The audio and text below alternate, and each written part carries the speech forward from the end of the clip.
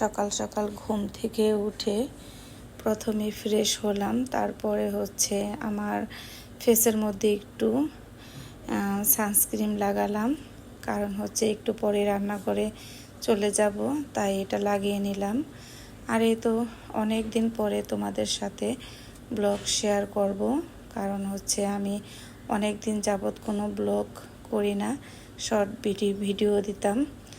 আসসালামু আলাইকুম, hello everyone, কেমন আছো ভাই ও বোনেরা? আশা করি ভালো আছো। আমরাও তোমাদের দোয়ায় ভালো আছি, আলহামদুলিল্লাহ। এই তো আবার অনেক দিন পরে অ্যাড হলাম ব্লগের সঙ্গে। তোমরা সবাই আমার পাশে থেকো, আমাকে সাপোর্ট করো, তাহলে আমার খুব ভালো লাগবে। আর এই তো সারাদিনের কাজকর্ম শুরু হয়ে গেল। আমার ছেলেটা অবশ্য নিচে শুয়েছিল, কালকে ছোটো ভাইয়ের সাথে একটু অভিমান হয়েছে, এ কারণে তাই অনেক বলেছিলাম যে না উপরেই শো, তা না সে শোবে না, ছোট মানুষ, বুঝতেই পারতেছ। আর এইদিকে প্রচুর কাজ বাসার মধ্যে, কারণ বর্তমানে আমার বাসায় হেল্পিং হ্যান্ড নাই, ওই গেছে ঈদের মধ্যে গ্রামে গেছে, এখনও আসে নাই, তাই নিজের উপর দিয়ে প্রচুর চাপ যাচ্ছে। অনেক দিন যাবৎ কাপড় চোপড় ধুই না, প্রায় এক সপ্তাহ হয়ে গেছে, এ কারণে সবগুলা কাপড় একদিনেই ধুয়েছি। প্রায় 4 সেট চাদর আর প্রচুর পরিমাণে কাপড় চোপড় হয়েছে। এগুলো চিন্তা করলাম যে যদি একসাথে সবগুলা ধুয়ে ফেলি, তাহলে দেখা যায় আবার 4-5 দিন হয়তো কাপড় থাকবে না, আমি অনায়াসে নিরিবিলি অন্যান্য কাজ করে কাটাতে পারবো। এই চিন্তাটা করে আমি কাপড়গুলা কষ্ট হলেও ধুয়ে ফেলেছি। এখন সব কিছু গুছিয়ে নিতেছি, হয়ে যাবে আস্তে আস্তে, এক এক করে কাজ করলে কাজ শেষ হবে অবশ্যই। আর যাই হোক, চিন্তা করে আর কি করব, কারণ মেয়েদের কাজই সংসার সামলানো, সংসার গোছানো। আর এই যে হিজাবগুলা, এগুলা টাইমে টাইমে নামাজের জন্য বের করা লাগে। আবার দেখা যায় আমি একটু নিচে গেলেও এগুলা পরে যাই, এ কারণে এগুলা এলোমেলোই হয়ে থাকে বেশি, কারণ হিজাব অতটা ভাঁজ করে রাখা যায় না। আর ছোট ছেলেটা ঘুম থেকে উঠলো না, কারণ যেহেতু স্কুল নাই, স্কুল বন্ধ। আর 2 দিন পর থেকে ওদের একদিন পর পরীক্ষা শুরু হবে, আর এ কারণে একদিন বন্ধ দিছে। আর এই তো খাবার দাবারের এগুলো সারা হয় নাই, কালকে রাত্রে কিছু ভাতও বেশি হয়েছিল, এগুলো ফেলে দেওয়া লাগবে, নষ্ট হয়ে গেছে। আর রান্নাঘরের কথা আর কি বলবো, কালকে আমার বান্ধবী এসেছিল, তার সাথে প্রচুর গল্প করা হয়েছে। গল্পর কারণে আমি আর রান্নাঘরের কাজগুলো সারতে পারি নাই। খাওয়া দাওয়ার শেষে অনেক খারাপ লাগছে, এই কারণে আমি শুয়ে পড়েছিলাম, তাই থালাবাটি ধুয়ে রাখি নাই। আর থালাবাটি না ধুলেও আরেকটা জিনিস হয়, সেটা থালা বাসনে খুবই গন্ধ হয়ে যায়। আর এইদিকে টেবিলটাও একটু গুছিয়ে দিলাম, ছোট মানুষ তেমন গুছাতে পারে না, এটাও আমি কালকে ক্লিন করে দিয়েছি।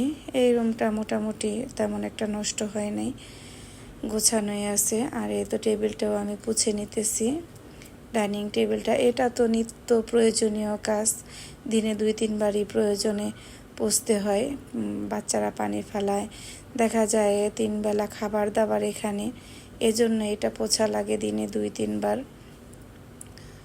শরীরটা ভালো লাগলে অবশ্যই কাজ করতে খারাপ লাগে না, যখন অসুস্থ লাগে নিজের কাছে।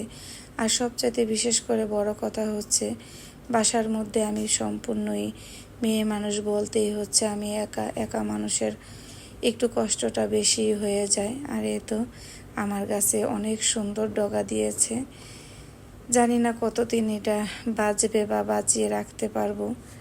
দেখি, সবাই আমার গাছের জন্য দোয়া করবা, কারণ অনেককেই দেখি এত সুন্দর করে গাছের পরিচর্যা করে, আমি তেমন ভালো পারি না, আর আমার হাতে কেন যেন হয়ও না, চেষ্টা করি খুব, তারপরেও হতে চায় না। আর টেবিলটা যেহেতু পোছা হয়ে গেছে, এইদিকে চিন্তা করলাম আমি একটু ড্রয়িং রুমটা গুছিয়ে নিই, কারণ ড্রয়িং রুম এলোমেলো থাকলে মানে একেবারেই ভালো লাগে না। আমি শুধু ড্রয়িং রুম না, যে কোনো জায়গায় আমার একদম এলোমেলো হয়ে থাকা একদম পছন্দ হয় না। আমি সবসময় মানে হাঁটা চলার মাঝখান দিয়েও কাজ করে যাই, যখন দেখি একটা এলোমেলো হয়ে আছে তখনই আমি সাথে সাথে ওটা গোছানোর চেষ্টা করি। আর ওই দিকটা এলোমেলো হয় না, কারণ প্রতিদিন রাত্রে শুতে যাওয়ার সময়ও আমি ড্রয়িং রুমটা সুন্দরভাবে গুছিয়ে যায়। তবে ওই যে একটা কথা আছে না, সব দিন তো আর এক সমান যায় না, কিছু কিছু দিন খারাপও লাগে। তাই এই কারণে। আর এই যে দেখো আমার ছোট ছেলে মানে জুতার এত শখ, আবার ও বাসায় পরার জন্য জুতা কিনে নিয়ে আসছে। বলছে এটা বাহিরে পরবে। ওই আবার পায়ের জুতোটাকে অনেক মানে যত্ন করে জামা কাপড়ের চাইতেও বেশি।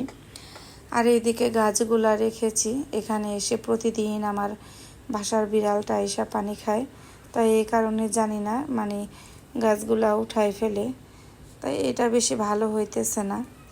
আর এই তো কাপড় চোপড় অনেকটা রয়ে গেছে বারান্দায়, এগুলা তেমন একটা শুকায় নাই। তাই চিন্তা করছি এটা আরেকটু শুকাক, তারপরে তুলে ফেলবো। আর এই রুমটাতে আমি তেমন একটা কাপড় চোপড় নাড়ি না, কারণ হচ্ছে এখন বর্তমানে নাড়ার কারণ হচ্ছে এখানে এসির যে গরম বাতাসটা আসে সেটাতেই কাপড় চোপড় প্রচুরভাবে মানে শুকায় যায়, প্রচুর করে। এ কারণে আমি এই বারান্দাটা কাপড় চোপড় দিই। আর এই যে সব কিছু এলোমেলো করে রাখে, ছেলেদের কাজই হচ্ছে সব কিছু এলোমেলো করে রাখা, আর মায়েদের কাজ হচ্ছে গোছানো। কারণ আমার তো মেয়ে নাই, এ কারণে হচ্ছে আমার ছেলেরা সব কিছুই মানে ওরা কোনো কিছুই গোছাতে পারে না তেমন। তাই ওইদিকে হচ্ছে কাপড় চোপড় তুললাম, ডাইনিং টেবিল পরিষ্কার করলাম। মোটামুটি 2টা বেডরুম আমার গোছানো শেষ হয়ে গেছে। এখন হচ্ছে রান্নাঘরটাকে ধরলাম। রান্নাঘরের কাজটা শেষ হয়ে গেলেই হচ্ছে রান্নাবান্নার কাজটা শুরু করতে হবে। আর থালা বাটি একেবারেই মানে ধুয়ে না রাখলে যা হয় যে একটা গন্ধ ছড়ায় যায়, মানে আমার বাসি থালা বাটির গন্ধটা একেবারেই ভালো লাগে না। তারপরেও কিছুই করার নাই, কারণ হচ্ছে মানুষের প্রত্যেকটা দিন সমান যায় না। যখন বেশিরভাগই আমি সবসময় ধুয়ে রাখি তারপরেও নষ্ট হয়, কি আর করব। এখন এগুলা সম্পূর্ণ সব কিছু ক্লিন করে তারপরে হচ্ছে এই তো দেখো কত সুন্দর হয়েছে। অনেকটা সময় লাগলো এগুলো আমার পরিষ্কার করতে, অনেক খারাপ লাগে। আর এই তো দুপুরের জন্য আমি চালও নিয়ে নিচ্ছি, এখন আমি চালটাকে ধুয়ে রাখবো। তারপরে হয়েছে চালটাকে পানি দিয়ে এটা আমি কুকারে দিয়ে দিব। ভাতটা কুকারে চাপিয়ে দিয়ে হচ্ছে আমি আমার 2 ছেলেকে নাস্তা বানিয়ে দিব।